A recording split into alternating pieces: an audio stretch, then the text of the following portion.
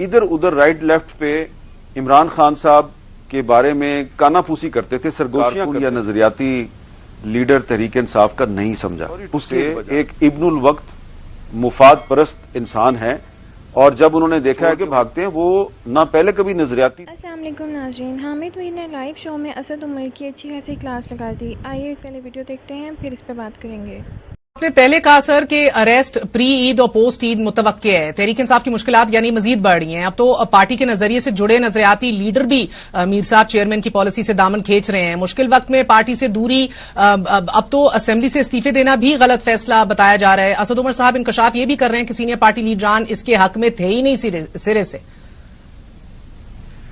دیکھیں، میں بڑے ادب سے گزارش کروں گا، اور میں کسی کا دل نہیں توڑنا چاہتا یا کسی کو میں ناراض نہیں کرنا چاہتا. میری ایک رائے ہے، آپ اس سے اتفاق کریں، آپ اس سے اختلاف کریں. میں اسد عمر صاحب کو میں نے کبھی بھی نظریاتی کارکن یا نظریاتی لیڈر تحریک انصاف کا نہیں سمجھا. اس کی ایک وجہ ہے. وجہ یہ ہے کہ 2019 میں جب وہ وزیر خزانہ تھے تو اس وقت کے army chief general Qamar Javed Bajwa صاحب نے کچھ ایک بہت ہی سلیکٹڈ صحافیوں کی ایک میٹنگ تھی، اس میں انہوں نے اسد عمر صاحب کے بارے میں جو باتیں کی، اور پھر جس طریقے سے انہوں نے اس عزم کا اظہار کیا کہ میں اس آدمی کو وزارت خزانہ سے ہٹا کے اس کی جگہ پہ حفیظ شیخ یا شوکت ترین میں سے کسی ایک کو لے کے آؤں گا.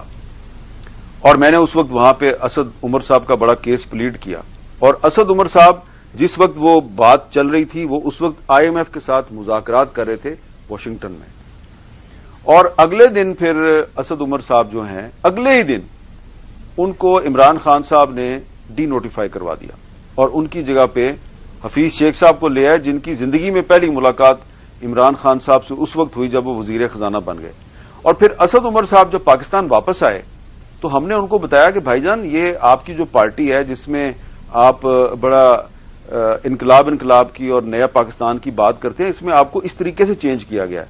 تو اس پہ انہوں نے کوئی برا نہیں منایا، اور کچھ دنوں کے بعد ایک نئی وزارت لے کے وہ پھر سے کام کرنا شروع ہو گئے. اور اس کے بعد وہ ادھر ادھر رائٹ لیفٹ پہ عمران خان صاحب کے بارے میں کانا پھوسی کرتے تھے، سرگوشیاں کرتے تھے کہ یہ غلط کر رہا ہے، یہ غلط کر رہا ہے، یہ غلط کر رہا ہے. پھر عمران خان صاحب نے ان کو جنرل سیکرٹری بنا دیا پارٹی کا، پھر وہ خاموش ہو گئے. تو اب انہوں نے جو ایک charge sheet chairman Tehreek Insaf کے خلاف جو انہوں نے چارج شیٹ لگائی ہے، یہ باتیں ان کو اس وقت کرنی چاہیے تھی جب وہ حکومت میں تھے یا جب وہ پارٹی کے جنرل سیکرٹری تھے. یہ 9 مئی سے پہلے کرنے والی باتیں تھیں. 9 مئی کے بعد اگر وہ باتیں کر رہی ہیں تو اس کی مطلب یہ ہے ان باتوں کا کہ اسد عمر صاحب سوری ٹو سے ایک ابن الوقت مفاد پرست انسان ہے، اور جب انہوں نے دیکھا ہے کہ ان کی پارٹی کا چیئرمین جو ہے وہ مشکل وقت میں ہے تو وہ آپ اس کو چھوڑ کے بھاگ رہے ہیں. تو اس طرح جو لوگ مشکل وقت میں چھوڑ کے بھاگتے ہیں وہ نہ پہلے کبھی نظریاتی تھے، نہ ہیں، نہ کبھی نظریاتی ہوں گے. مگر کاشف کوئی نہ کوئی کلاؤڈ تو آپ ضرور کامنٹ کیجیے گا میر صاحب کی اس بات پہ، اف یو اگری اور ڈس اگری، لیکن کوئی نہ کوئی کلاؤڈ تو ہے. کل انہوں نے آپ کے پروگرام میں یہ انکشاف بھی کیا کہ وہ الیکٹیبل سے ان ٹچ ہیں، اور بہت سے لوگ جو ہیں یہ جماعت نہیں چھوڑنا چاہتے. یہ بات ٹھیک ہے، بہت لوگ جو چھوڑ بھی گئے وہ بھی نہیں چھوڑنا چاہتے تھے. دیکھیں، لوگ ہاسٹیج ہیں اس وقت ایک ووٹ بینک کے بھی، جو کہ تحریک انصاف کے پاس ہے اس وقت، اور لوگ اس کو چھوڑ کے نہیں جانا چاہتے.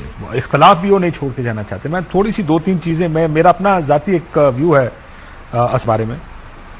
میرا نہیں خیال ہے کہ، کیونکہ آئی آلویز فاؤنڈ ہم ویری کیئرفل کہ جب بھی پولیٹیکل بات، وہ آپ کو بالکل ہی زیادہ بات، وہ ان پالیٹیشینز میں سے تھے جو زیادہ بات نہیں بتاتے تھے آپ کو.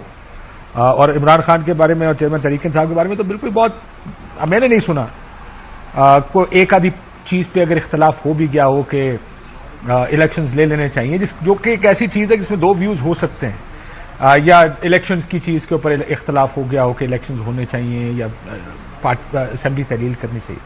لارجلی آئی فاؤنڈ ہم بالکل تحریک انصاف کے ساتھ کھڑے رہنا. سو میرا تو یہ اپنا ذاتی ویو ہے، because I have also known him for a very long time. اور یہ جو ان کو ہٹانے کی بات تھی، میں تھوڑا سا اس کا بھی بیک گراؤنڈ کیونکہ جانتا ہوں. وہ بھی if I am not mistaken اس وقت ترین صاحب حفیظ شیخ صاحب کو، رضا باقر صاحب کو لے کر گئے تھے، اور क्या प्लान होगा और आईएमएफ और नो आईएमएफ का प्लान, उस पर ये सारा मामला शुरू हुआ था, जिसके बाद फिर ये फैसला हुआ था कि असद उमर साहब को घर जाना पड़ेगा। वो कॉन्फर्मेशन उधर से जरूर आई थी, मगर बड़ी ट्रिकी सिचुएशन में आ गए हैं काशिफ। अब असद उमर साहब जितना लैशबैक तहरीके इंसाफ ने बहैसियत जमात किया है और कारकुनान कर रहे हैं, लेने के देने पड़ गए इंटरव्यू के बाद, मगर अब पोजीशन उनकी जमात में कमजोर हो गई है मजीद। आई वुड थिंक सो, मुझे लगता है कि कमजोर हो गई है, क्योंकि जो उन्होंने बातें की हैं ये बात ठीक है कि देखें, और अब खान उन्होंने साहब जो बात भी कही है, नाखुश ये हैं। बात ये बातें पार्टी के अंदर होती रही हैं।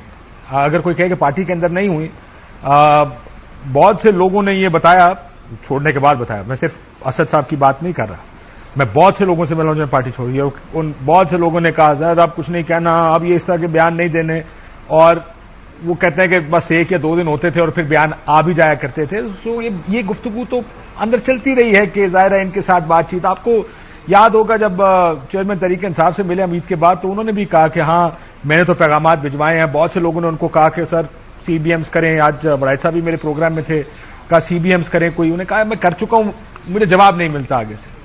और वो में हालांकि उसकी फ्रस्ट्रेशन निकलती थी कि वो मजीद क्रिटिसाइज करते थे कि शायद सिस्टम हिले और कुछ जवाब आए।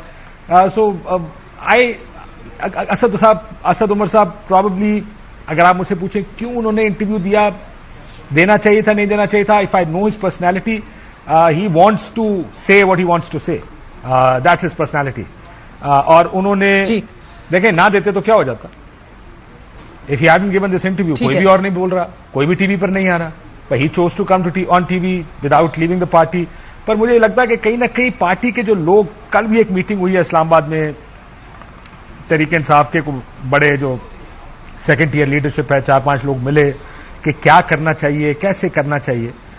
हर कोई अब सॉल्यूशंस निकालने की बात कर रहा है। एक चीज जिसके ऊपर शायद पार्टी के अंदर एक सेंस या वो है, क्योंकि जिसने पॉलिटिक्स ज्यादा लंबी देखी है, पार्टी की बात कर रहा हूं, जो ओल्ड गार्ड है पार्टी का नंबर 1 के नीचे, उनका ख्याल है कि कहीं अगर 2 स्टेप पीछे ले लिए जाए तो उसमें कोई हर्ज नहीं है। This always a come back. माजी की तारीख बताते हैं, शाह साहब बताते हैं कैसे मोहतरमा बेनजीर भुट्टो साहबा ने पीपल्स पार्टी पार्लियामेंटेरियंस बना दी थी, तो अमीन फहीम साहब बन गए थे। अगर आप मुझे इजाजत दें, let me bounce this of Mir साहब एज वेल, क्योंकि मीर साहब ये बात काशिफ सही कह रहे हैं। असद उमर साहब ने तो नाज़रीन, जैसा कि आपने सारी गुफ्तगू सुनी, हामिद मीर का कहना था कि असद उमर इमरान खान की पीठ पीछे उनकी बुराइयां करते थे, सामने आके नहीं बोलते थे, और अगर बोलना ही था तो 9 मई से पहले बोलते। अब बोलने का क्या तुक है समझ नहीं आ रहा। आपकी इस बारे में क्या राय है? क्या इमरान खान के साथ असद उमर वफादार थे? अपनी राय का इजहार नीचे कमेंट सेक्शन में ज़रूर कीजिए। वीडियो अच्छी लगी है तो लाइक कर दें। मोर अपडेट्स के लिए चैनल को सब्सक्राइब करना ना भूलेगा। Thank you.